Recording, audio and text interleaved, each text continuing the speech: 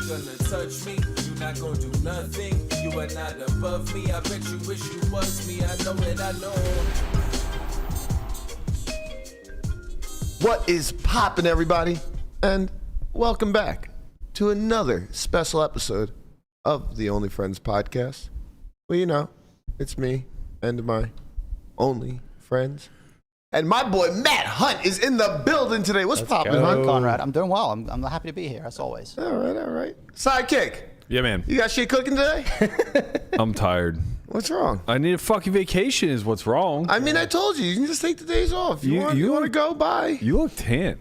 Do I? Yeah, he does. I've been on the beach a little bit. How the fuck did you get tan? Yep. Just like this. Yeah. Hey, he's half white. He can tan. Yeah, I guess that's But don't burn. Please don't burn. That's that shit you white people do, and I want no parts of it. The one in this room who doesn't tan is guaranteed to be me. Yeah. There's no chance any of you tan less than me. You're little capable sun of today. it. Look at It's this. just you burn first. Well, yeah. I mean, like, I haven't found a circumstance in which I could tan but not burn. Right. Like, it would have to be a really specific amount of sunlight. You know, Burke, If these lights hit you long enough, know- it might do it Yeah, for it you. might do. It could do. sitting next to Hunt, Yeah. I've never looked so olive in my So life. fucking. Yeah, you look Look very how Italian olive I right now. am. I mean, we Yes. did swap out one ginger for another, so you know, Yeah. Landon does his duty for you as well.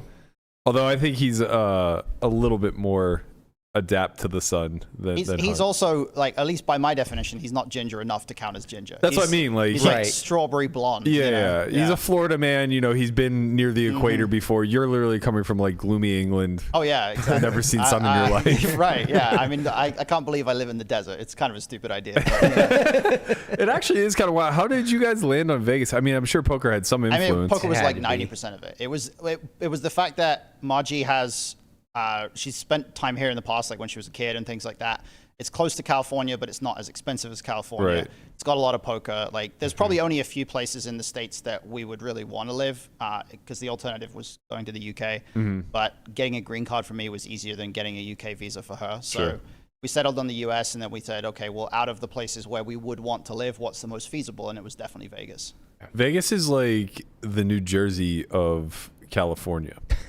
Like, I don't understand any part so of that. nobody lives in Manhattan because it's too expensive. They all live in Oh, Jersey okay. and commute I get it. Okay. to you know afford it. And Yeah. I feel like that's how Vegas is with LA. Like, you don't actually want to be in LA, Right. but you want to experience SoCal and all the weather and everything else. That makes sense. You just hop a 30-minute I was flight. gonna say you can't just cross a bridge and be in LA Honestly, though, like you can when you're in Jersey. I bet that there are people that could commute from Vegas to LA faster than some people in Jersey.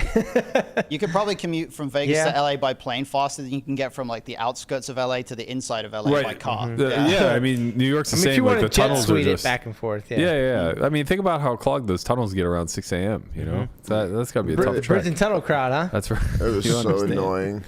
So annoying. That commute is the goddamn worst. Where were Conrad you was part of- commuting to? Conrad was Huh? part of the bridge and tunnel crowd, right? Yeah. You had to, When- you had to either you were take part a of the tunnel or a workforce bridge at to one get there. point? You know, my mom was a pediatrician. Oh, I see. It's And- always nepotism with this guy. No one else would ever let him hold down a job long enough. and I was her medical assistant. Right. Just So- like you're my host.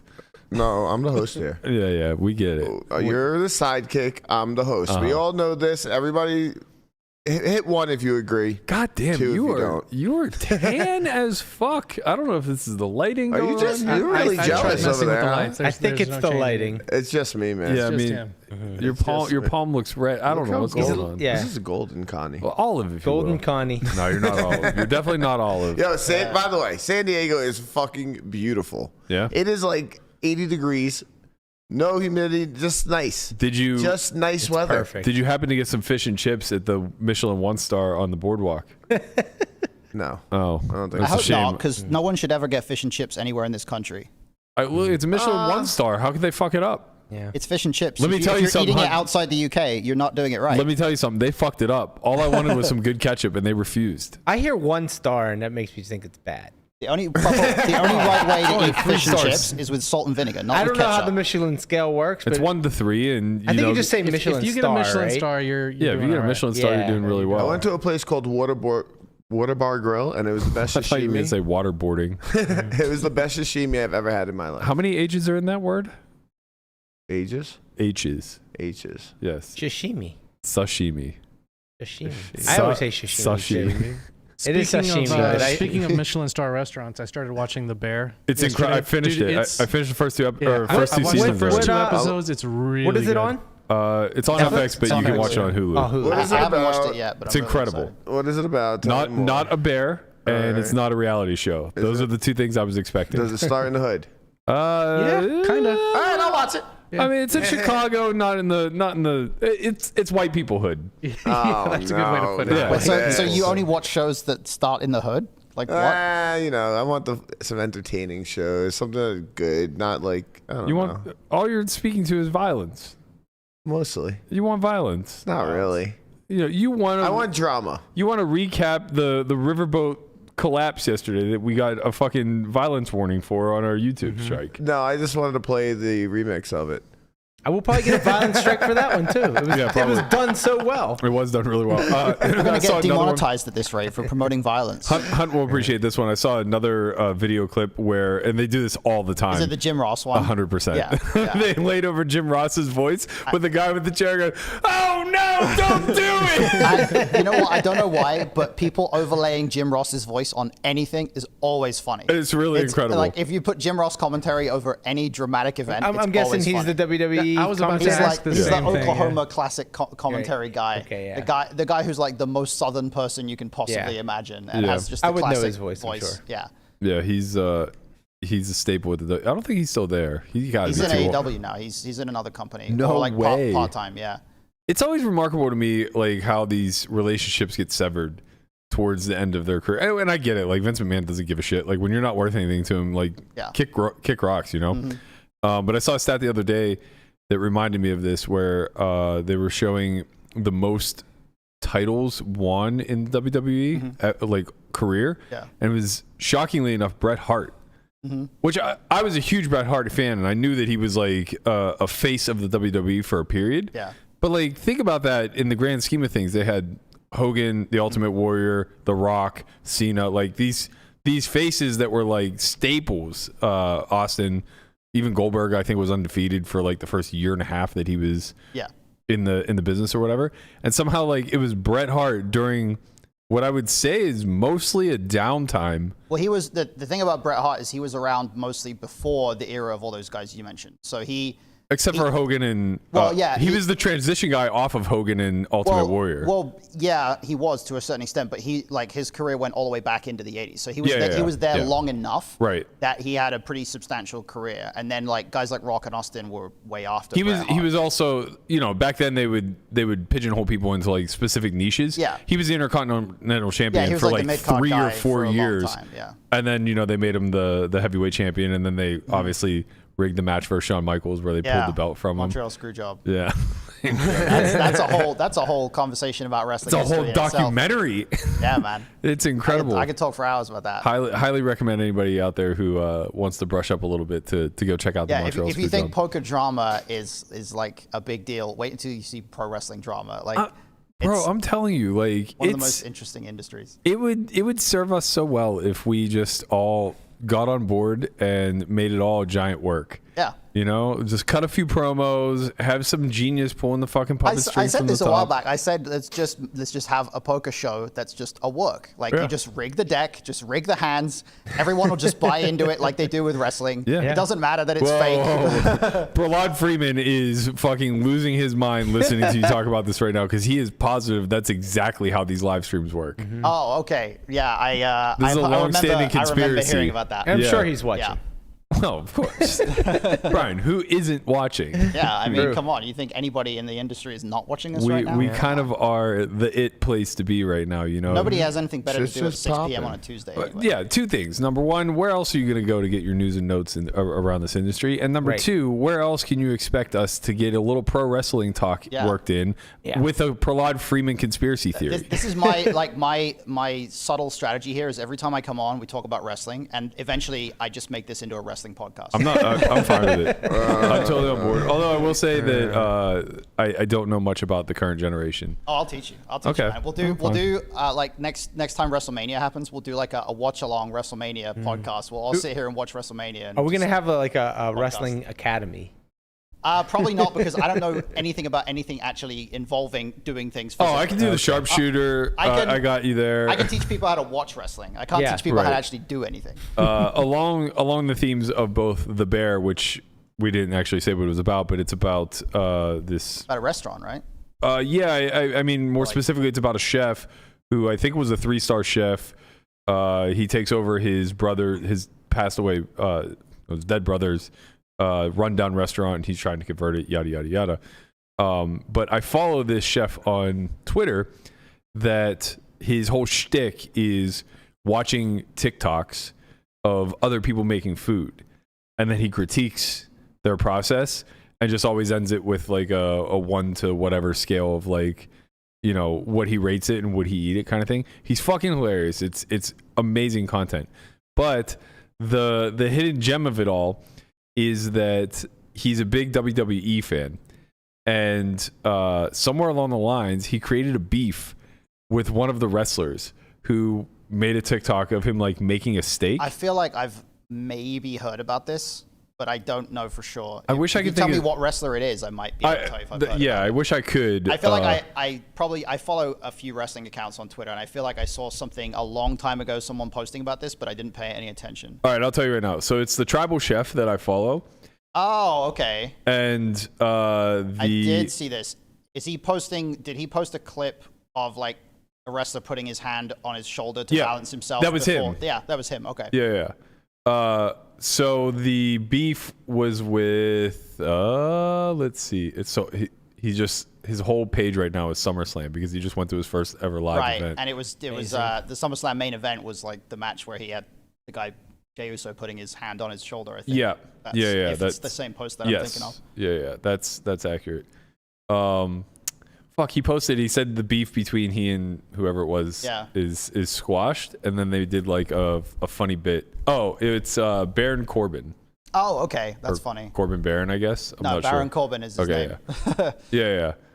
So I saw where it originated from. Baron Corbin was like making a steak or something, and he was like searing it in a skillet or whatever, and he was just so critical of him. Like start to finish, I don't even know if it was justified or not. I need to watch this now because I want to see if I have the same. Related, I have the same criticism. This is all of our interests intersecting right now. Exactly. Okay, you're absolutely right. Let me see if I can. I'll send this over to Guapo. Let's see, not that one.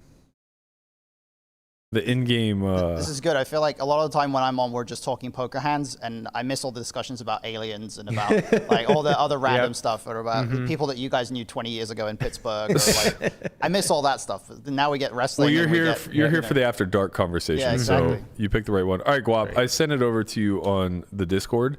It's a 5-minute video. You don't have to play the whole thing. You can play like maybe call it the first 45 seconds. Sure. Are we gonna be able to hear it or no? Yep. Okay, sweet. Hopefully we don't get demonetized for this, but we haven't made money in a long time. What's the difference? All right, I don't know why. Okay, he didn't need to do that. WWE superstar, and I use the term very loosely. Formerly known as Happy Corbin, which was ironic because whenever I watched him wrestle, it made me miserable using fillets, which are maybe the most mediocre steak available, which fitting considering he's a mediocre wrestler at best. Wonder if he's going to cook it to rare, which is also the occurrence of him actually getting a win. I mean, he lost to Pat McAfee at SummerSlam. Come on, dude. They look decent enough, I guess. I mean, his cooking's better than his wrestling or his football career. Couldn't get drafted to the NFL, Raw, or SmackDown, so that's 0 for 3, homie. Let's go 8 out of 10. I'd eat it. Was that a roundhouse kick, though? I'm no martial artist, but dedicated to me. I'm not a fan. I'm the opposite. Bro, you're literally dedicating videos to me like slow jams at a school dance. What are you talking about? My grandma kicks better than that. Worry more about kicking out of 3 counts and less about roundhouse kicks. Can't cut meat, can't cut a promo. Only thing you can cut is your NFL career short because you suck. Guys like Chef Reactions used to sound smart. Is that what I sound like? Let's add impressions. He to had the me list. at. He lost to Pat McAfee at SummerSlam. he beat Kurt Angle in Kurt Angle's last match though. Oh shit! Another called Yinzer, it. Kurt Yeah. Angle. Yep. Shout out to Slippery Rock. I knew you'd be an Angle fan. Oh, of course. How could you not be? Was it Everyone's Slippery a Rock or Kurt was it Angle Clarion? Might have been Clarion. Clarion. You might be right. I mean, you should. No, actually, you shouldn't know. You went to IUP. Yeah. They're all the same. They really are. They're all the literally same. all the same. But No, IUP was the best out of all three. pretty sure he wrestled in the Olympics, if I'm not mistaken. But who? Kurt Angle. He's did. an Olympic gold medalist. Gold Yeah, medalist. yeah. Yeah. That was how he got famous. Yeah. He was. Didn't he he have was a broken neck? Yeah, he won an Olympic gold medal with a broken neck. and then he was like, "I'm never going to do pro wrestling," because he Yeah. thought it was like the dumbest shit ever. Right. And then he actually went to a pro wrestling show and he was like, "Oh, this stuff is actually kind of fun." And then he went on to become one of the best pro wrestlers of all time. It's kind of a crazy story. Yeah, he's from Mount Lebanon, so he's from the rich side of the river, if you Oh, will. so he's not from your side of Pittsburgh. No, he's from across the river. Back where they. I mean, it makes sense. We didn't have wrestling; we were too small. But what was I gonna say? Oh, yeah. So the chef, we couldn't hear it, but the audience could. He just obliterates this fillet that he's making the entire time, like basically saying, like, you know. It's the easiest cut of meat to cook and, like, you know, whatever else, and he's trashing him. And I don't know if it was a work from the beginning or not, but the follow-up for this was like they beefed for like a year. Like, I love that you said they beefed legitimately, with- or just Like back and forth on each other's time. I mean, they're both Oh, create content in some regard. Yeah, so they're just farming content, really. I Maybe, guess. yeah. I mean, it easily could be. People accuse Doug and I of that, I guess. Yeah, but I think with pro wrestlers, like, eventually after a while, you should assume everything that they do in public is a work, like, Right. to some degree, because Yeah, there's yeah. like various levels. There's like an actual work, which is like their character is talking, and then there's a work where it's like it's them talking, but it's not their real opinion. Yeah. Right. And then It's there's like you almost never break character. right, yeah, like it's really hard these days to get wrestlers to actually break character because even their social media personas are like cultivated for their Yeah. character. You know, It's supposed to be like that's just who you are. Yeah. If people And want it's- to believe that that's who you it's are. definitely interesting Yeah. for wrestling in that regard because you could never have done that 50 years ago in the 80s or the 70s or whatever. Like you could never have had a wrestler go on TV and try to pretend that, like, I don't know, that like it was very clear that these people weren't, you know, their characters, or at I don't least know. it was, Hulk like, Hogan, I don't different. think ever broke character. I mean, their characters weren't all that sophisticated. So He Yeah, some still, of that's I what them, I think he mean, still like- has the Fu Manchu and or, Yeah, Yeah, I for think sure. social media has just sort of added like a layer to it that's kind of interesting. yeah, I guess is yeah, what yeah. I mean. Yeah, I think that's true too. I saw a TikTok the other day of a Hogan at a book signing. This like little 6-year-old kid comes in.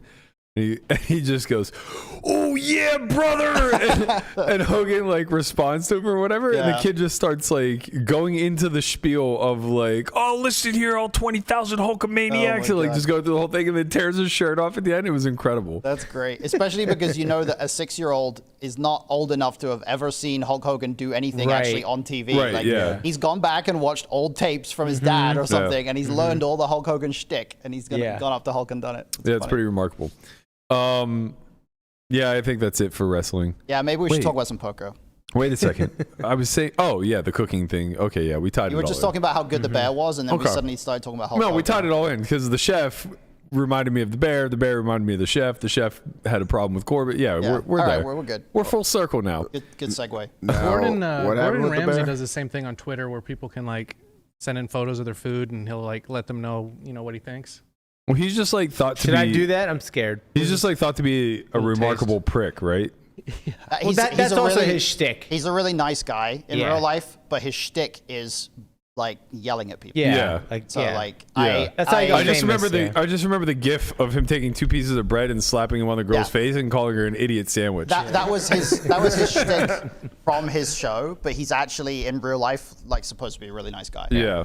'Cause That's a fun shtick. It's just his show is a work basically. That's kind of my shtick when I play any live games.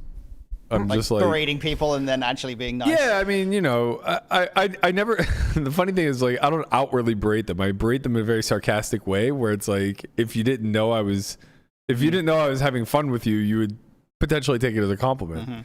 But yeah, I mean, I don't know. I think it's good fun. There was today was the big 4, so there were 4 final tables in Florida: the 25K, the 35, or sorry, the 5K main event, the 2200, and the 1100. And to no surprise, Bin Win made the final table of the 22. How He does somehow he makes do a vote. it? Vote for it. How does he do it? I think He's the best. the year that I got third in the 5K main event, I think this was 2017. I believe it was Joe Kuther made both the final table of the 5K main and the 1100 side. Oh, But wow. unfortunately, he got like 7th in both. Yeah. Yeah. That's sick, though. Yeah, it's pretty wild.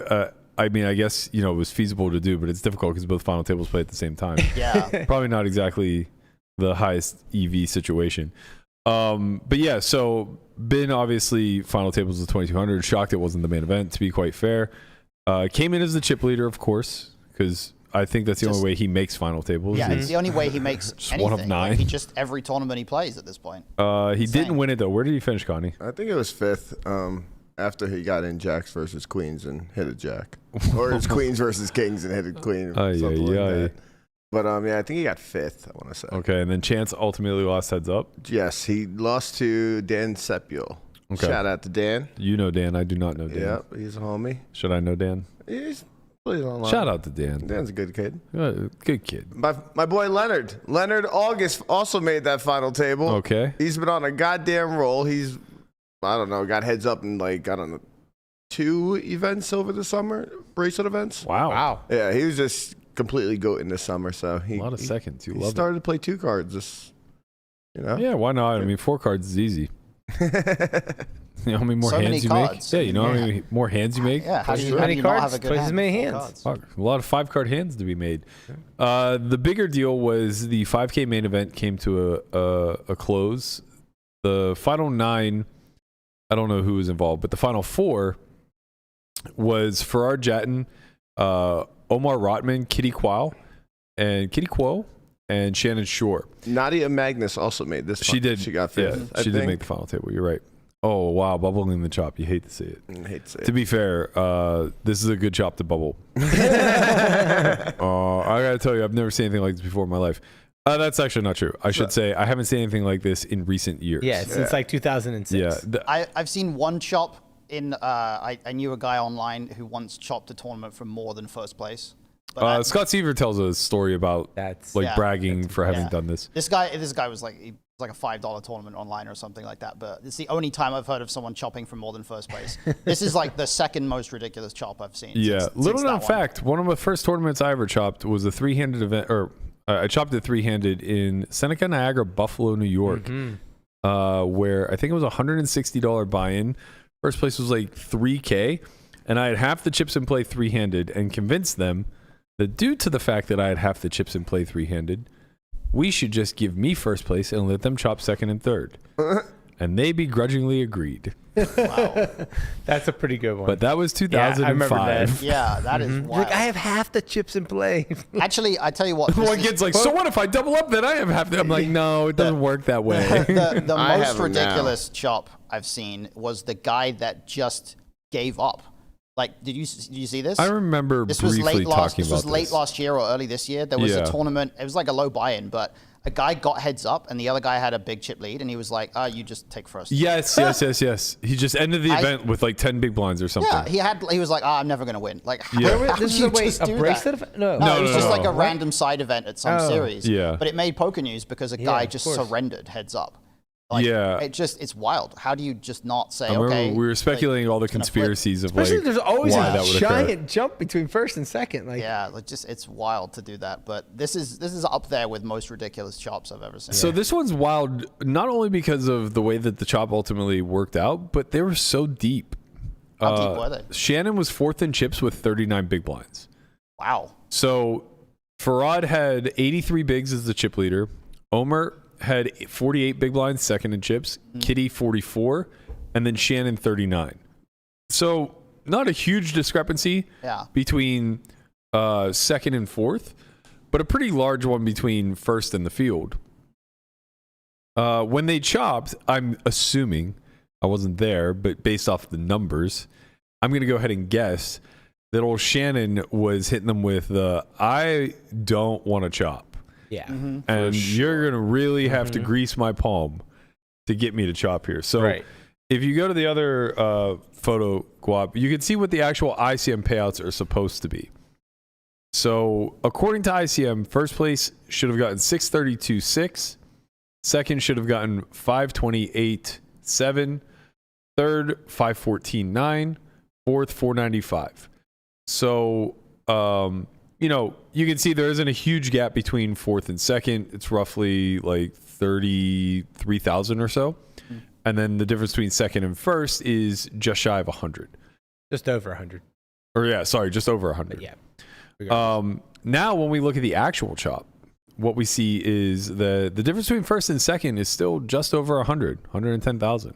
However, a very, we'll call him a dark horse candidate, emerges as the second stack in the chop, and that is one Shannon Shore, who got second place money ICM. Well, actually more than second place ICM money. Second place ICM money was supposed to be 528.7. Shannon negotiated a fourth place stack to get 545. Yeah, he just wasn't chopping, man. He was just like, guys, I'm shortest here. I'm not taking the least. He got $50,000 above ICM. Is he the best player left? Yes, of course, but not to that degree. Yeah, nobody has that big of an edge four-handed, 40 big blinds effective. Yeah, he got 10 full buy-ins worth of, above ICM. And also, not to be overlooked, but Farid also got, Farid also got, I think, 20K above ICM, 23K above ICM. So he wins as well. He probably didn't want to chop either. Probably not. Yeah. Kitty and Omer had to take a huge bath here. They gave up 75,000 between the two of them in order to just agree to chop. What was fourth and third? Like in real life? Yeah. Yeah. What was the actual payouts? So the actual payouts were 859 to first, 616 to second, 399 to third, and 295 to fourth. Oh, wow. So to be fair, Kitty secured an extra almost 200K by chopping. Yeah. So I can understand where giving up a lot of money. I mean, she gave up like 25K in EV in order to secure an extra 200. Yeah. Somebody's got to get fourth if you don't chop. Right. Yeah. And Shannon's not chopping. Right. From the looks of things. Right. So I mean, like, do you want to give up 25K to make 200? Maybe. Yeah. I mean maybe. The way to look at it is if your fourth place stack is worth an ICM value of whatever it was, 495. Yeah. And you're going to chop for 480, then what you're saying is like, she wasn't fourth in chips though, Matt. Oh, sorry. Yeah. She was third in chips. Right. Which is actually worth 515. Yeah. So she's giving up she's giving up 20K there, plus she's giving up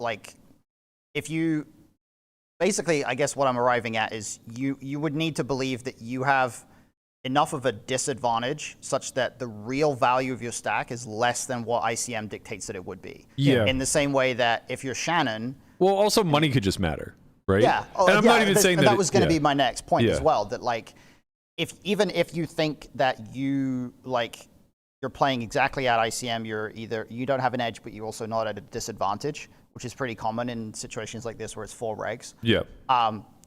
It might be worthwhile to give up some in exchange for, saving on a little bit of variance. Mm-hmm. But it's wild to imagine that those 3 other players collectively were willing to arrive at. Well, only 2. Farid gained. Gained. So just the third and fourth place stacks were willing to arrive at giving up so much to the other 2 players. Second and third gave up collectively 70K in EV. Wow. Yeah, that's wild. A lot. But I mean, the thing is they're each sacrificing 35K, but they're both locking up a guaranteed 200. Yeah. Right. Mm-hmm. So I don't know Omer, but the fact that I don't know his name probably means this is his largest score. Yeah. Like you take into account that you've never been in this situation before. You're playing super scared, possibly. I don't know if that's the situation, but possibly. And it's your biggest score. Well, the irony too is that the ICM model is putting a lot of dollars attached to each singular big blind. Right. Exactly. So Kitty only has 5 more blinds than Shannon. One pot. one pot flips it. You know what I mean? Like he just like a wins the single raise pot could change. Yeah. If he just wins the next hand, So Kitty had 5 more blinds than him, but was getting paid an extra $20K. yeah. That's pretty substantial. Yeah. Like you're basically getting 1 buy-in per big blind. Yeah. At that point. And I can see where Shannon's just like, I don't care that you have 5 big blind edge. We're 40 blinds effective here. That's meaningless to me. Maybe this is not as bad as it appears when you first look at it. Well, it's bad. I mean, it's bad ICM wise. ICM wise, and obviously giving up that what the model says as 73K in EV, yes, but like it could potentially be a okay from a Kelly criteria right. standpoint. Yeah, and you take a bigger, zoomed out approach at it. Yeah. These are the spots where there is no like objective right answer necessarily in terms of what you should or shouldn't chop for, because obviously it all first of all depends on your perception of your own edge, but it also depends on your bankroll, depends on what percentage of yourself you have, like all sorts of stuff beyond that means that we can't really necessarily say that this was like a bad chop. Right. If you're backed and it gets you out of makeup and now you make real dollars or something like that. I mean, there's all kinds of different. It's just so rare that a circumstance emerges where the incentives of all the players kind of line up in a way where one player is actually able to negotiate for so much more than ICM, right? Because he has such a big incentive not to chop, and everybody else, Farid has just enough incentive to chop because he's getting a little bit over ICM, and then the other two presumably have a really big incentive to chop. Like that presents this unique set of incentives that allow this chop to happen, I guess. But it's really rare to get 50K above EV. I wonder. Good. Efro said you don't need to believe you're even the worst player if the money really matters to you. Yeah, I agree with that. People take the bankers' ridiculous deals on deal or no deal at terrible rates. Yeah, that's very true. Yeah. I wonder if Farid's giving a little bit too much up here, even though he's getting an extra 25K. I doubt it, but like he's basically. What was his chip lead? He has 83. Next closest is 48. But also the next closest desperately wants to chop and is willing to give up 35K in EV. I feel like that's, considering we have a decent amount of evidence to suggest that ICM undervalues the chip lead. Yeah. And probably overvalues Shannon's stack. FGS and stuff like that. I think that. Yeah, I think you could probably make an argument to suggest that the real value of Farid's stack at a table, if you're specifically playing at a table where you know that Shannon doesn't care and doesn't want to chop, but the other two specifically do want to chop. Right. And you carry on playing and you force them to play despite the fact that they really want to chop. Like, that's a really valuable spot. That's what I mean. Like, it seems like a scenario could have presented itself where, at worst case, they get 3-handed and Farid has extended his chip lead in some capacity. And now, the thing is, though, how much more can he actually negotiate, even 3-handed? Because he's not that far from first place money. He got 655. First place was 850. So there's like 200K of wiggle room there. But you're also, pulling 300K out of the prize pool. Yeah. Once somebody busts fourth. So maybe this is just sharp. Yeah. I mean, it could for it everybody. Could be. Like, I guess what I'm surprised about is I feel like the most common type of chop or the best type of chop for most instances is ICM chop but leave a certain amount for first. Like ICM chop and play for 100K or something. Right. But Shannon will never agree to that in this instance because he has all the leverage. Yeah, right. And so it just kind of is a spot where, like I said, the incentives are just very differently aligned.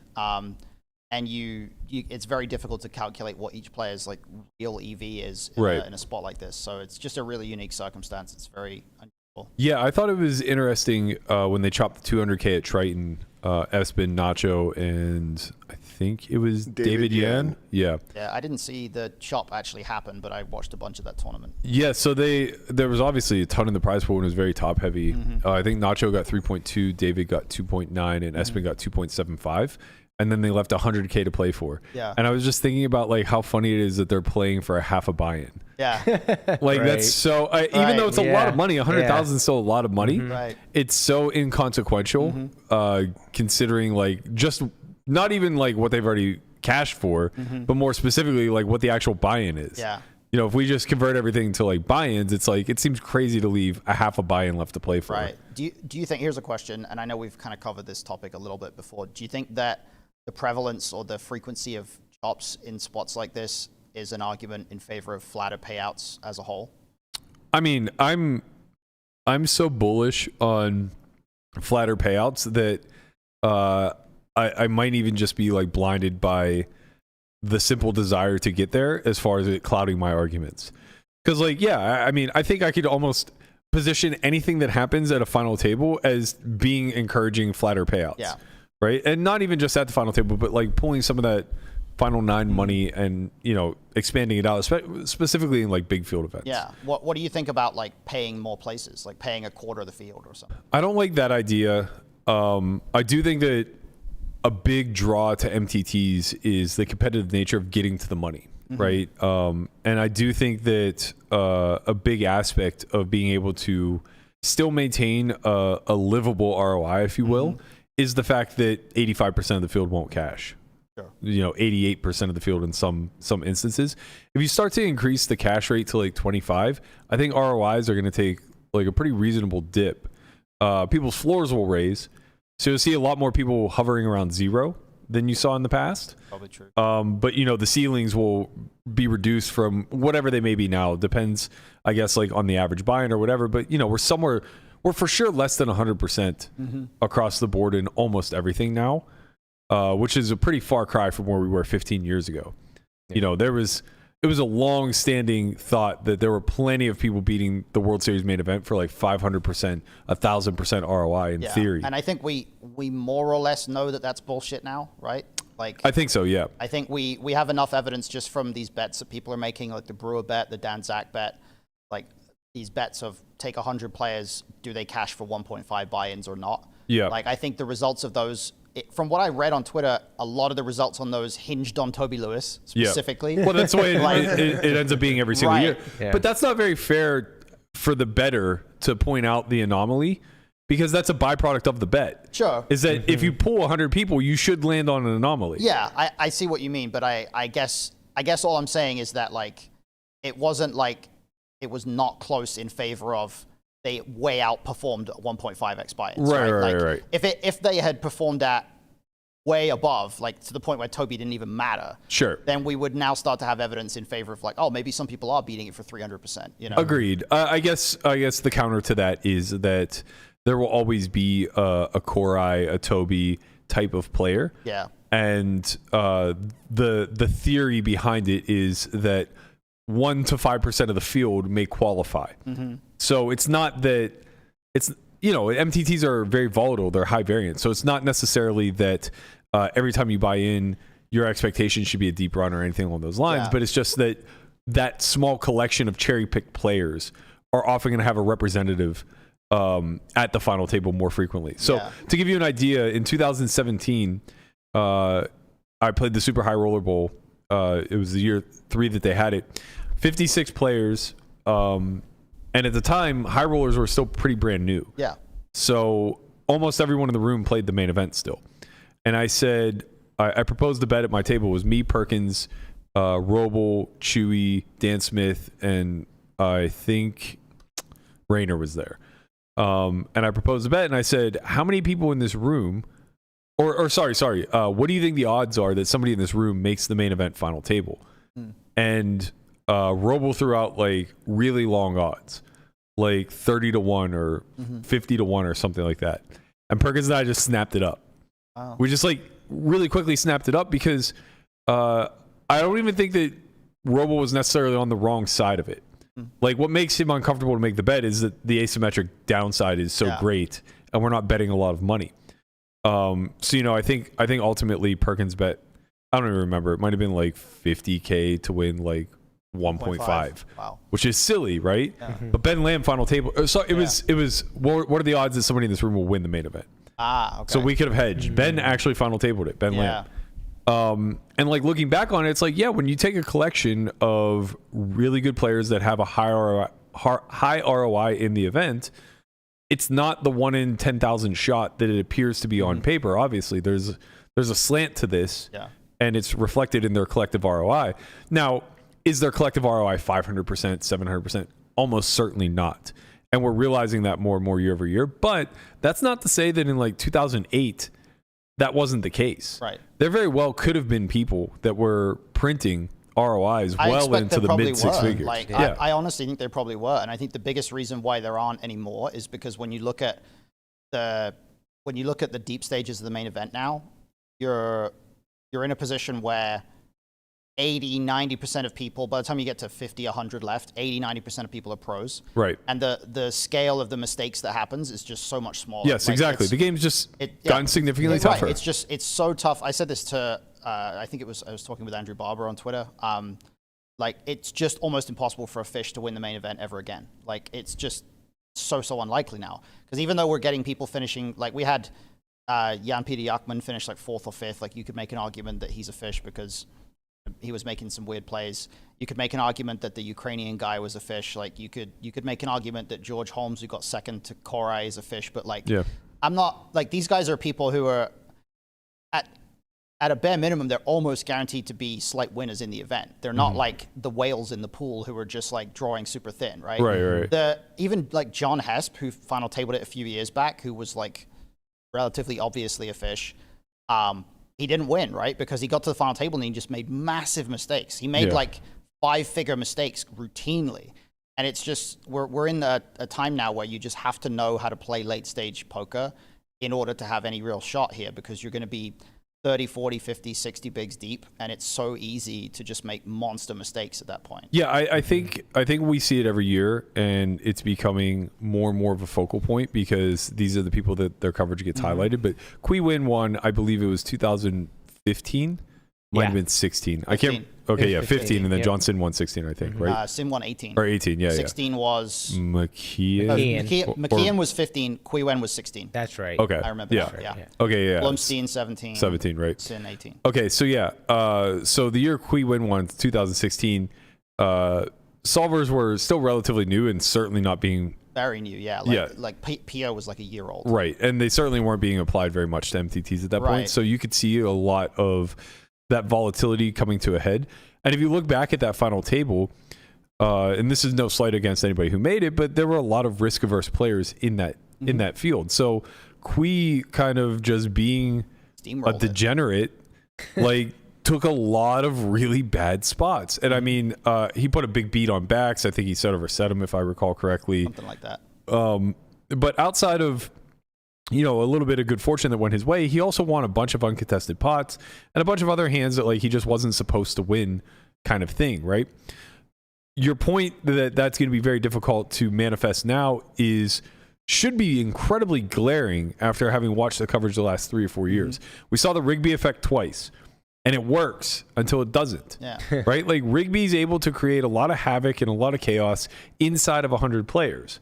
But inside of 3 tables, there are just way too many sharp pros who like understand how to steer volatility one way or the other, and take advantage of the fact that this guy is clicking buttons. Yeah, and this happened the first time he went deep. Yep. Like, it happened, he like just punted off to Mitch Halverson when Mitch rivered a flush. Right. And just gave away like a big, highly valuable stack in a spot where it was like just a terrible bluff spot. Yeah. So it just like, that would have happened again if he'd gone deeper this time. Right. And like, it's the unfortunate truth. I love watching Rigby play. Yeah, he's great to watch. I love the heart. Yeah, I love for everything sure. about it. Even Adam, to a certain degree, it's like I know he's a grinder and I know that he, puts work into like thinking about the game, but he plays so fast and so reactionary, and everything is so instinctual that somebody who's calculated and studied is just going to pick that apart. Right. And it could have worked out that he back jams those 8s and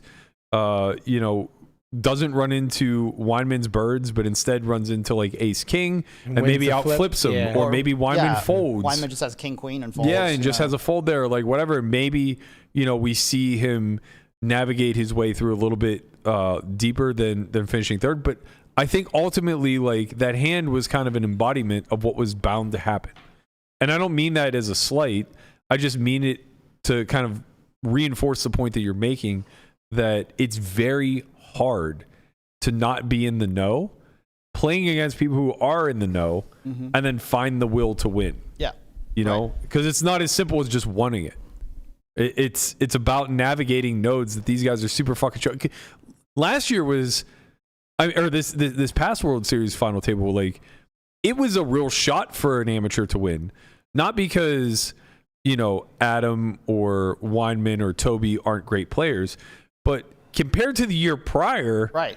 this was a wiffle ball game. Yeah.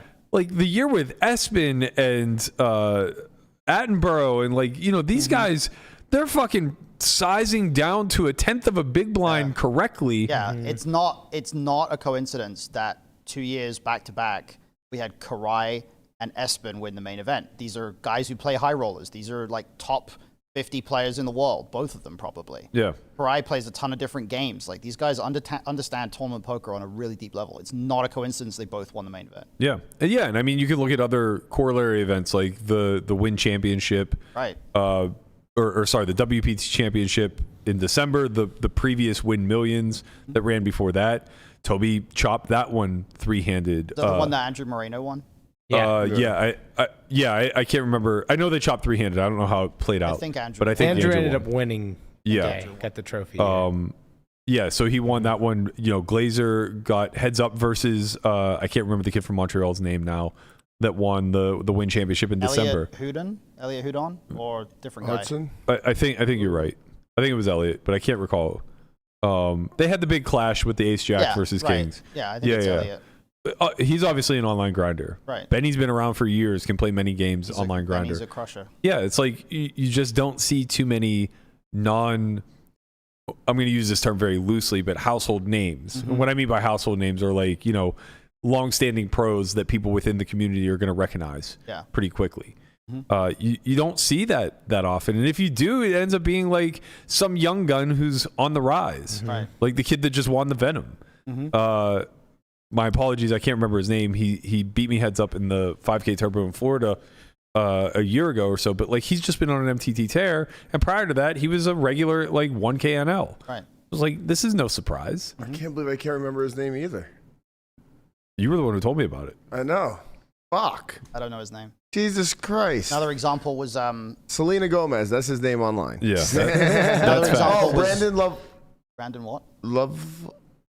Something. Lovell. Damn it, I'm the worst. You're on it. Danny Tang, who just won the Triton event today. Yeah. Like when the event that I went deep in like 5 years ago, like the 1K, I remember he was like in top 50 in that event, and I recognized him from that point, and I've seen that progression because I remember playing with this guy and being like, oh, this guy knows what he's doing. And now like playing the high rollers, the progression still exists. Yeah. But tournaments are tough now. People know how to play, and the main event is not an event where you can expect to get to a final table and just have people making 5-6 figure mistakes. Like, Did you see that hand that Winter played with his 3.5 big blinds? No. Where it was blind versus he had 3.5 big blinds to start the hand, and they played 3 streets of poker with a all-in bet on the river. Wow, that's impressive. I haven't seen that, but I played a hand against Johannes Strava, who was playing a bunch of the Triton ones this week. Like, I played a hand against him in the summer, and the Venetian event that I ended up getting like second in. I had like average stack, and he had like 6 bigs in the big blind, and I limped. He had 5.5 bigs behind in the big blind. I limped the small blind, and then barreled off for 1 big blind, 2.5 all in, and he called me down and like was right. Like I had a bluff, but I remember thinking at the time, like, man, if you look back like 5 years ago, I wouldn't have thought that I could even triple barrel off 5 big blinds. Right. Like the game is changing. People are playing short stacks differently now. This hand he had King 8 off in the small blind, so he has 3. I think the big blind was 100K, so he had 350K, so 50's in the middle. He decides to just call. He limps. Okay. He limps, right? And it's smart because it's like, if you just shove, I forget who the guy in the big blind was, but he had 4.5 million. So he's obviously just calling like his whole range. Yeah, probably. It's just it's basically like your king highs or like your traps when you get really shallow at that point. Yeah. Right. Yeah. So and also like if you go to the flop, you can like, I don't know if he would just dominate some of the 8x that he checks back instead of jamming. Yeah. So it comes King Jack 6. Okay. So he checks, and the other guy had 10-4 off. Okay. Right. Checks back, turn. an ace. Now he bets one big blind. Mm-hmm. The 10-4 just turned to gutter, so calls. Yeah. River, another king. He bets 125, leaving himself 25,000 behind. And 10 high calls. That's funny. So sick. That's a great hand. That's a Sean Winter hand. That's a Sean Winter hand, right? Yeah. I love watching Sean Winter play because he just does creative stuff. It's wild. It's like watching these Triton events. Like nobody, like you just think like, oh, you're sub 10 big blinds. You'd find a hand you rip, right? And that's just not how they play. Yeah, like, they find creative ways to just not put all their chips in the middle. It's a really interesting. I got to tell you, you want to know where that doesn't work? Open field events. I tried this. I tried this shit. Like I have 7 blinds, folds me in the small, and I got like 5-4 off, and I'm like, all right, yeah, we gotta get in there. I limp. All in.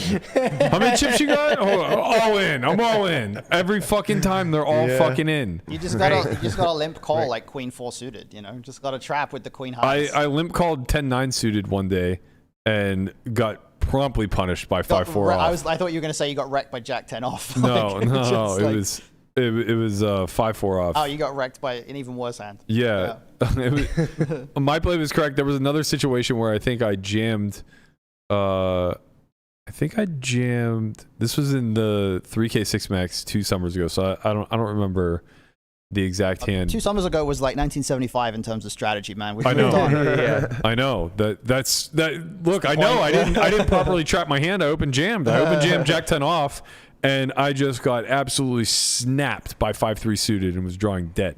Honestly, it might just be your image personally. People just think you never have it, and so they just call you. I don't even necessarily know if it's that. I think that they think I'm incapable of like being patient enough to actually trap. Yeah. And like call. That's very, very possible. I remember another hand. It was during the Win Championship, or sorry, the WPT Championship at the Win, where it went under the gun open and folded to me in the small blind. I had aces off of 11, and I flat. And the big blind comes along, and it comes like king high 2 hearts, and I have aces, I think, no heart, and I block. Big blind calls, under the gun folds. Turn is a brick, and the SPR is like 2, so I set up 2E. So I think it was like half potish, and I half pot. He calls, and the river's a king of hearts. So I check, and he just puts me in. I was like, I can't fucking believe I'm in a situation to fold this hand right now. How do you people live like this? What the fuck is going on? There's no here? shot you folded. I folded. Oh, you did? I folded face up, and Okay. he showed me king queen. Wow. Okay. Nice. I was beside Discipline. myself, livid. I had 4 blinds left. I'm like, this is so goddamn stupid. But you know what? You know what though? That's why you don't slow play aces. You know? Fuck yeah. Fucking fuck off. I remember sending the hand to Landon. He was like, it didn't happen to him, so he has no emotions around the hand at all. He's like, good job, Matt. You played the hand really well. I was like, fuck you, Landon. I don't care about playing the hand well. I want my blinds back. You're really in the wreck mindset for MTTs now. Yeah, You're like, I'm I don't give a shit about playing well. I just want to fucking win. Do you think I care? I have 4 big blinds in the cutoff right now. Like, leave me alone. 4 big blinds. That's a limp folding stack. Yeah, Jesus exactly. Christ. This was me way back in the day. Oh, man. So, we mentioned Nick Rigby earlier. Should we talk about Poker Out Loud and how we're going to get Nick Rigby on? Are we going to get Rigby on? I doubt it. I mean, Rigby would do it. You think he'd do it? Oh, 100% he would do it. Well, people were putting his name in the suggestions on Twitter, and I think like people would be disappointed if he came on. I feel like I think that's true of every single suggestion that's thrown out there, because those suggestions were so wild. They're so polarizing. It's Linus or recreational. Yeah. That's all they put up there. Is like, get Linus on or get a recreational on. And all they're going to find is if you get Linus on, you're going to wish you never met your hero. Yeah. Because he's just going to regurgitate solver strategy, and that's fantastic. Yeah. We're all going to be in awe. I mean, people like, he's people not are asking for me. Am I Linus or am I Rec? Well, you decide, Brian. Tortoise. You can just decide. You're Tortoise Theory Optimal. Also, if you want to TTO. watch the Tortoise play Poker Out Loud, you can do so on our YouTube channel. We have a season of OnlyFans, Don't do that. OnlyFriends. But yeah, so it's like, if you get Linus on there, it's not going to be that far off from what you saw when Espen was on there, and people were complaining. They're like, this fucking guy's mixing for every decision. It's People like, complain about Espen? I didn't see that. oh my god, Oh my he mixed. He probably had, I don't know, a dozen decisions, and he just vocally mixed for all of them. And it's like, this is what makes him really good. Yeah. Obviously. The world fucking champ. Right. Come on, man. But like the viewer's just like, I don't mix. Why are you mix? And it's like, what do you think Linus is going to do, man? Yeah. Like he's not, I think that they think that there's like some hidden mystery or. They think that there's a secret sauce, man. They think there's somebody out there who has the secret sauce, and that if that person is on Poker Out Loud, they're going to expose it, and it's going to reveal that actually GTO is bullshit, and you should just do this or whatever else. Do you want to know why I think that mindset exists? It's because what people don't recognize is that we've been talking. I've been beating this drum for like a week, but the quote unquote best in the world are the online players, and the reason they're best in the world is because their precision is top notch. It's world class. Nobody's more precise at the way they execute their strategies than online players and high rollers, right? But the reason for that is because they're making decisions at volume, like massive volume. A guy like, I don't know how much he's playing online these days, but like, let's say in his heyday, a guy like Linus might make 10 million decisions in the course of a few months, 6 months maybe, right? Like if he plays 500,000 hands a year, he's probably on average going to make like 3 or 4 decisions per hand. Yeah. So you're looking at like 2 million decisions a year or whatever the case may be. So maybe I was a little bit exaggerating in the beginning, but whatever. Like he's making millions of decisions in a year. All he cares about is getting those decisions right. He's not sitting there like trying to draw outside the line and say like, oh, how can I really fuck it? Like maybe a dozen times all year long, he just radically deviates. Especially because he's playing thousands of hands against the same exact players. Right. Like heads up in a lot of cases. Like, you just can't go heavy on exploits when you're doing that, because immediately a decent player is going to be like, oh, okay, he's over bluffing in this spot dramatically. I'm just never going to fold it. You know? Right, and of course, like I'm speaking with hyperbole in the sense of like saying like, oh, he only deviates a dozen times, but he operates with precision like millions of times. Of course, it's not going to be that extreme. You're going to see like some outlier decisions, and you're going to see like creative genius shine through. But the point is, if we had him play 50 hands on Poker Out Loud, it would be very by the book and standard. It would be so boring unless one specific hand came up that was such a unique and weird spot that he was forced to like play differently somehow. Yeah. But like it's so unlikely. And the inverse to that is a recreational that has no precision to their strategy. So the viewers watching want there to be a secret sauce because they don't make their decisions in mass, right? They don't have a high volume of decisions to make. The average live player might only make tens of thousands of decisions a year at most, right? And the amount of precision necessary in those spots isn't all that great because of how much volatility there is, the mistakes that are being made by their opposition. Like there's just such a large exchange of EV, you won't even notice if you're getting it right or wrong a lot of the time. It just comes out in the wash. So you have an audience that is from one environment that recognizes players from another environment are the best at their craft. And they want to somehow distill that down into something that applies in their slow moving, one-off. Like, you know, we talk about this all the time, but in live poker, you could literally play every single spot like it's a unique spot. And you can throw balance out the door or out the window in a large regard and just do what's incentivized to make the most amount of money in that exact situation. And you'll probably do pretty well. You can never do that when you're making millions of decisions a year, right? So what ends up happening is the audience that's crying for this master to reveal his secrets gets very disappointed when they realize that his secrets are just playing well over the long run. Because that's not really anything unique. Play good and play a lot. Right, yeah. So then they go, well, all right, we didn't get what we wanted from that camp. Throw some recreationals in there so I can figure out how to beat the fish in my game. I want to hear what they're thinking. And no one believes me when I say what they're thinking is non-existent. Like, and this isn't a slight against recreationals or anything, but like when I mean that they're not thinking, I mean that they don't have a strategy to compare anything to. So all they're doing is reacting. They're saying, I have hand X, this is the board, and I can either get value from worse or I'm beaten by a lot of hands. Therefore, my action is going to reflect that. I can get value from worse, so I bet. I'm beaten by a lot of hands, so I check. Now I'm facing a bet and I'm uncomfortable, but I have a hand that doesn't want to fold, so I call. Or there's an ace on board and I have kings, so I'm going to fold. And there's no range analysis there. There's no grander strategy. It's just all predicated off of feel, based off of reaction to the new information that's coming in, or reacting to the new information that's coming in. So it's like, well, then what's the happy medium? The happy medium is guys like me that understand both of these worlds relatively well and are willing to put on a show and just say, like, okay, I'm going to take it to the streets here, here, here, and here, because you're watching an entertaining product, number one. And number two, I can navigate this still within the framework of a strategy. And it's not going to look good when we run it through a solve, but I have my reasons, and I think that they're justified and will earn money. And the outcry for all three is just like, this fucking sucks. Like, one is you're boring. The other side is you're stupid. And then the in-between of me is you don't know how to play poker. Like, this doesn't look like what I'm used to seeing. It's probably good for your EV, though. I mean, it's great. Long term. The long con of me building this business was just me getting seats in games. You were angling for that $1 million heads up challenge, and you got it.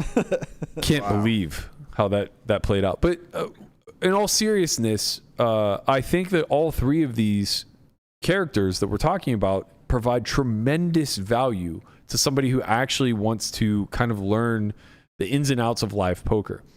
Because if you're actually developing a strategy where you are reasonably studied, like you have the heuristics of game theory kind of outlined, and now you're thrust into the live environment, it won't take very many hands before you look around and go, oh, this isn't the lab. This isn't the vacuum that I've learned things in. They keep fucking calling from the low jack. Like, you're not allowed to do that. I haven't found this opening to 6x. Yeah, like, what's going on? It's like these are breaking my traditional study metrics. So now what do I do? And the thing that you'll recognize is that, like, each and every one of these guys falls into some of these buckets, and you can have a certain expectation for how it molds their thought process moving forward. There's a lot to be revealed when you just get to listen to these people talk about how they think about the game. But no one really wants to go that route. They want to be very critical and say, like, oh, this guy thinks he's really great at poker, but here he is cold 4-betting 10-7 suited. Like, what a fucking idiot. Right? But it's just like, you can do, I mean, there are no rules to this game. Like, yeah, maybe it's not good. Fine. But what does it matter? That's not the point. The point is to sit back, relax, watch, and listen. Right? And so, like, ultimately, when it comes to me building out a dream lineup, I would love to have 3 characters from each of those buckets. Find me 3 guys that are really precise in their strategies: a Jeremiah, an Espen, a Ewan, a Landon, guys like that. Give me 3 of those guys. Then give me 3 guys that play street poker, that are just like willing to freestyle their way through, but understand strategy pretty deeply.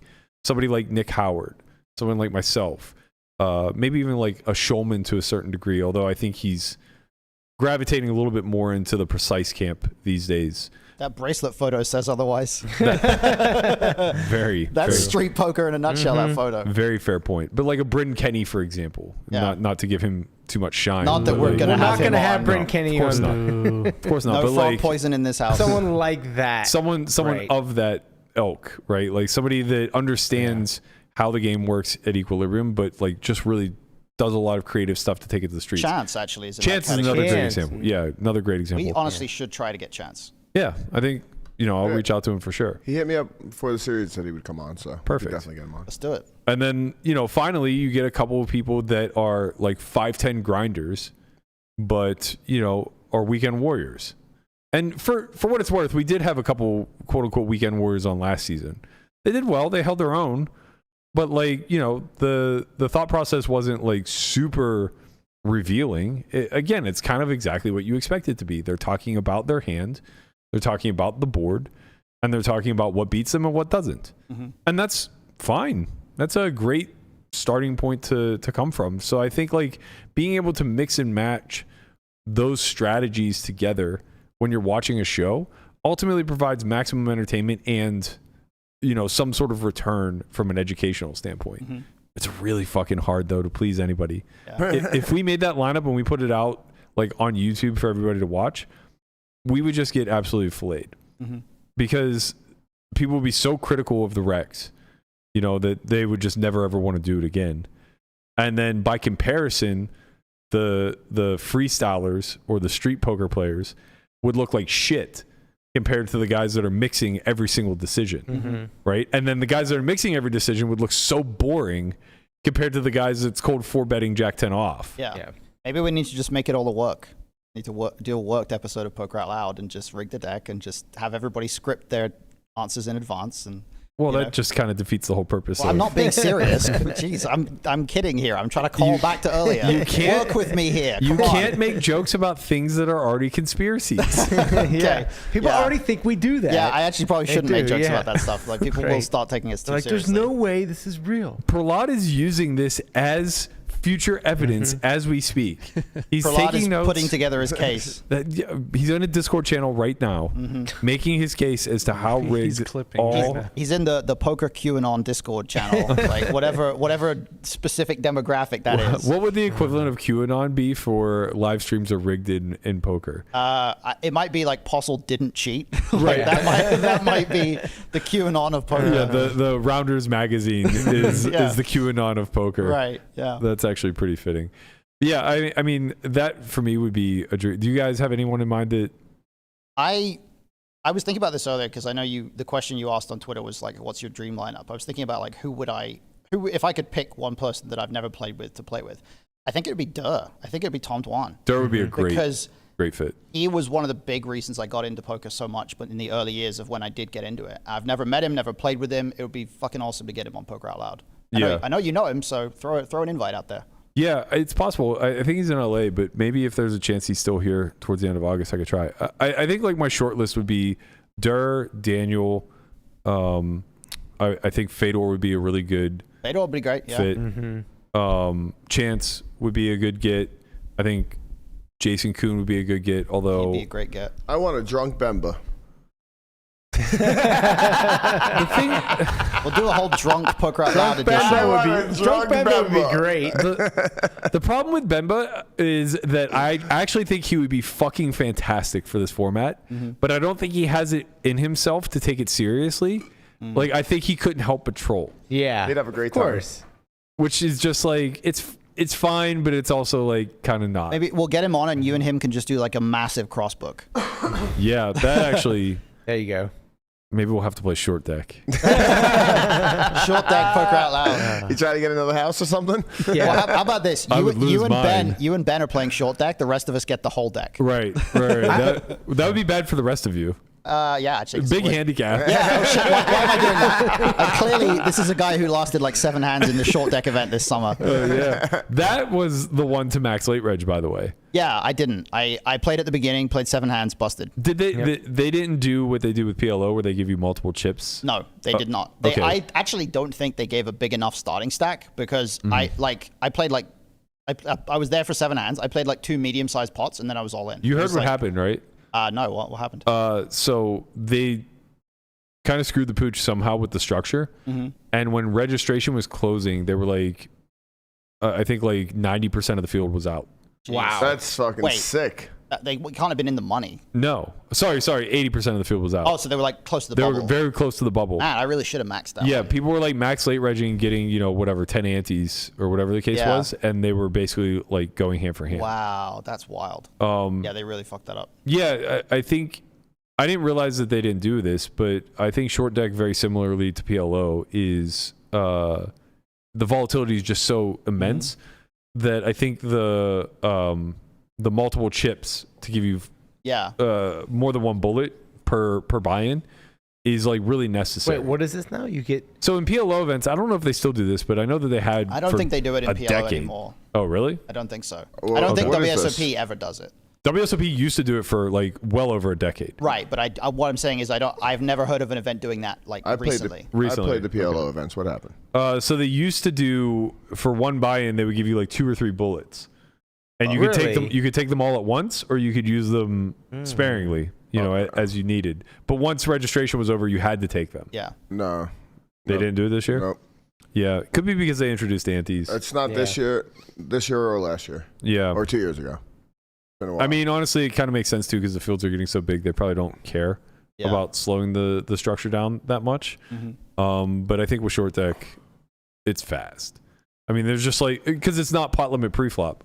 So like you can just have Jack 10 suited and just be all in all the time. Do you think it should be pot limit pre-flop? Maybe for tournament structures. I don't think for cash. It kind of cash. feels like it should be. Yeah. It sort of feels like it's the same reason why we don't play no limit Omaha. You know, it's like just going all in is so powerful. Yeah. I wonder what the equities are of like aces versus an average hand in short deck. I think it's like aces is about 65% compared to like 80 in regular hold'em. Right. That sounds about right. I wonder what it is in PLO, like bad aces versus it's about the same. An average hand. Okay, Something yeah, like that makes sense. Maybe a bit less even in PLO. I'm not sure though. I think, yeah, honestly, I think like no limit PLO post flop would be very interesting.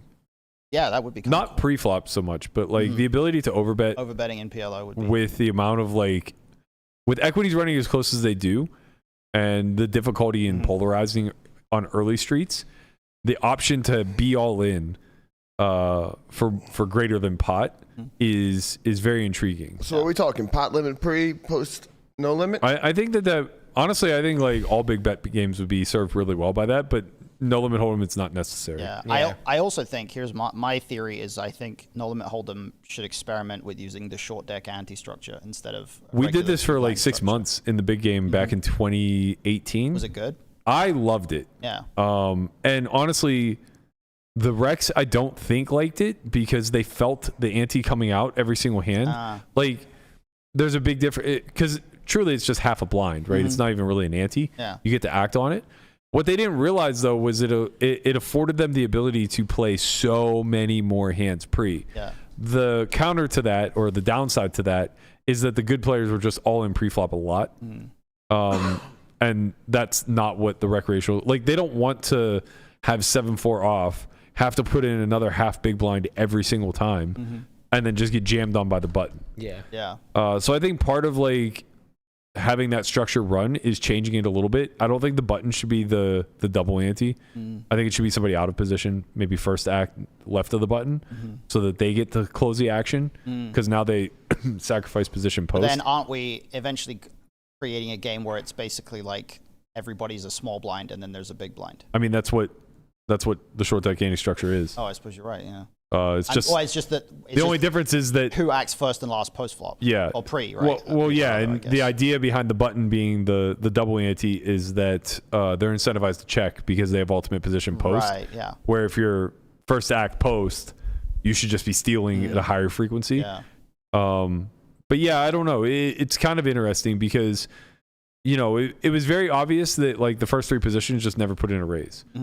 So if you were just in the first three spots, you just always limped. It's limp range. Yeah, and then some folds. Yeah, and then you just left it up to the middle of the table or the button to ultimately decide if they want to take aggressive action or not. Right. So I think it probably would end up playing pretty similarly to a lot of those events that they had that were like anti-only structures. Basically be the same thing. Yeah, kind of. Because though I know those events, they still had blinds. They just had the blinds stayed the same the whole way through, and the ante went up. That's yeah. So without escalating, if you're talking about cash games. Well, I was talking about the 1 year that like it was like 2014 or something. No, I know what you're talking about. Ante only. Yeah, the tournaments. But I'm saying like they do this on Hustler as well for cash. So they do the $5 ante game where everybody antes $5, and that's. The blinds are 5-5. Oh, so it's just a huge ante pre. Yeah, so it's massive. So the bring in ends up being like 100, but you could truly just limp for 5 every time if you wanted. You could raise to 10 if you want. You know what I mean? Like you don't it's a have to. 500 game, right? Is that what it is? Oh no, you don't have to bring in for 100. Why don't we do that structure for Poker Out Loud? We'll just do a huge ante. Just everybody antes one big blind. No, I'm saying it's 5-5 and then the ante's 100. Yes, it's paid by the big blind, but it's effectively supposed to be an ante per person. Huge ante pre-flop, basically. Yeah. I don't think it's fixed at 100. I think it's meant to be $5 per person or $10 per whatever they're doing it as. So I imagine if the game gets shorthanded, it doesn't. The ante decreases. Yeah, let's do that for Poker Out Loud, man. Let's play some big antes. I mean, we could. What's put everybody outside their comfort zone. Well, everybody except you. 10,000 big blinds Depends. deep. It depends who we get. It depends. Depends if we get a lineup of tournament donks like me, or if we get a bunch of cash game crushers. Like, Yeah, honestly, it's not a bad idea to play with the structure a little bit because we'll have 2 different lineups between the 2 days, or at least there'll be some change, I think. oh, by the way, I am available for the second day. Oh, okay. Only from 3 p.m. onwards, but I'm assuming that's roughly. Yeah, when it'll we're gonna probably be start around when we shoot anyway. So I can do both days if you want. Yeah. I mean, we could. Here's the thing. I was always hesitant to fuck around with the structure to get it to a point where it was something that was foreign to the audience, because at that point it's like, well, what are we really training them to do? But it's 10th season, so it's like they have 9 iterations of games that are spread in the casino. Yeah. So yeah, doing something like big ante structure, doing something like bomb pots, stand up game.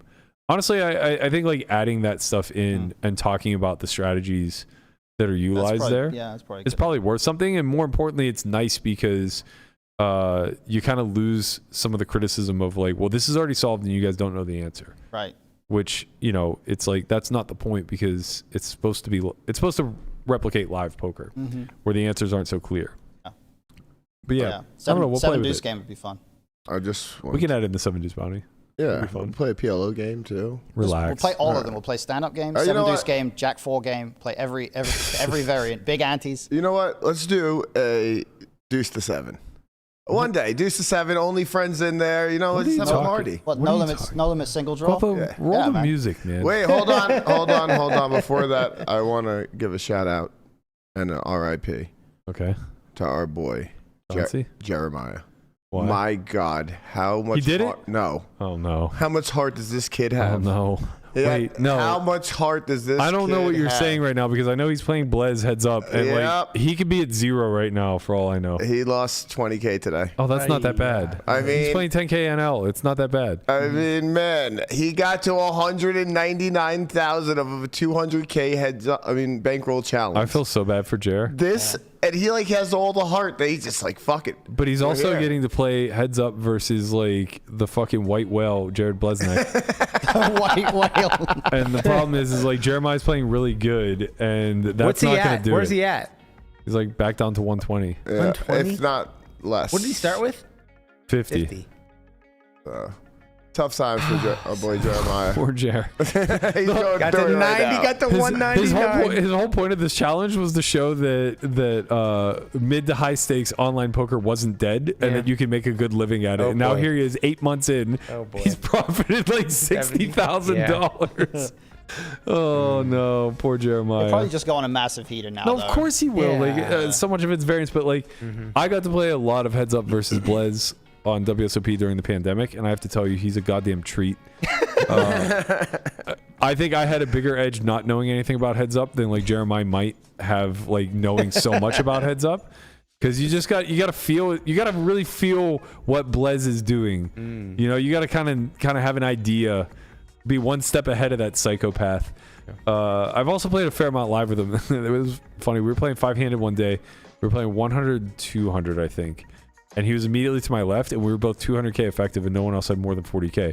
And every single pot, he just made sure we got heads up. Like, if I had any money in the hand, he just put in an obnoxious raise to knock out anyone else who was involved, and we just went to the flop. It was so much. We traded back and forth 100K pots for like 3 hours and broke dead even, and then just like called it a night. Yep. Hey. You got the Rocky ending where it's a draw. Yeah. Ding, ding. All right, that's going to do it for us. We're going to be back again tomorrow evening. I believe we're at 7 p.m. because Guapo, he's got a little side. He's unavailable. I don't know why. But yeah, he won't be able to come till the evening, so we're gonna kick it later in the night. Not in the night. 7 p.m. It's after 10, dark. 10 on the East Coast. Yeah, it's the night if you're in the other side of the country. But I have to play at the Bellagio, so that's why we can't do the morning. You're a 9 to 5 guy now. Bro, they make me get up so fucking early. I think this is like... Is it worth it? Yeah, but I think this is like how they handicap me. I got up at 7 a.m. this morning just to squeeze in a dog walk and a workout. By the time I got to the casino, I couldn't see straight. I was so fucking tired. I don't remember the first 2 hours of gameplay. Go to bed earlier. Yeah, I went to bed at 10:30. The key is you have to actually sleep before 7 a.m. You went to bed at 10:30. Why are you tired? What do you mean, man? You don't just fall right asleep. Like, who goes to bed at 10:30? I'm not a goddamn old man. I don't have a wife and kids. I'd like to stay up till midnight. Yeah. 1 o'clock, really feel myself out. Well, not if you're getting up at 7, man. No, here I am in bed with all the old people. Yep. Watching Matlock to fall asleep. Alarm set for 7 a.m. Watching the goddamn sunrise while I'm walking the dogs around the neighborhood. There's no shot you watch Matlock to No, fall of course. asleep. I don't even. Is that even on? doubt Somewhere. it. Could be. Is You it, can is, stream it somewhere. I'm is sure. that the one with the diabetes guy in We've it? come full No, circle. We're wait, back, oh we're yeah, back to maybe it discussing is. TV shows again. What's his name? Walter something. Walter. Yeah, diabetes. Diabetes. You know who I'm talking about? Yeah, I know who you're talking The guy about. with Yeah. the walrus But I'm mustache. pretty sure Yeah. his name isn't Walter Diabetes. Brimwell. It's like Brimwell or something like that. Walter Wilford Brimley. Wilford there you Brimley. go. There you go. Walter Diabetes. All I know is his catchphrase is he did that commercial. Walter Where he said, Wilford. yeah, Wilford. Close enough. He looks Close like a the fucking show. Wilford. It looks like a walrus. Are you gonna play the music? You've been playing the music, Yeah, it's haven't you? been- Wilford the You just said- walrus. You know we can't hear anything, right? We've been off the air for like 20 How minutes. long have you probably. been playing the music? A half hour? 4 minutes. Oh, Okay. I was wondering why. Like, I was like, you never played the music. No, we couldn't hear anything. We still Yeah, can't hear we anything. were waiting for you to play us out. All right, that's going to do it for us. We're going to get out of here. We'll be back tomorrow, 7 p.m. Pacific, 10 p.m. if you're on the East Coast. Hopefully this thing gets back on the tracks, but I highly, highly doubt it. Actually, you know what? Fuck it. We'll just try to get Melissa back in here tomorrow. Even more off the tracks. To really make sure this thing derails. Conrad, thank you so much for coming back to host this thing. As always, a man of few words. But- This is what I do. I hire good work. I got my sidekick in there. We bring in Matt Hunt today for a little strat talk. I got Brian always on the ones and twos. Guapo talks his shit. I brought in a good fucking crowd. Like, I don't, I delegate. I do We'll my see you shit. guys tomorrow. Peace. Peace.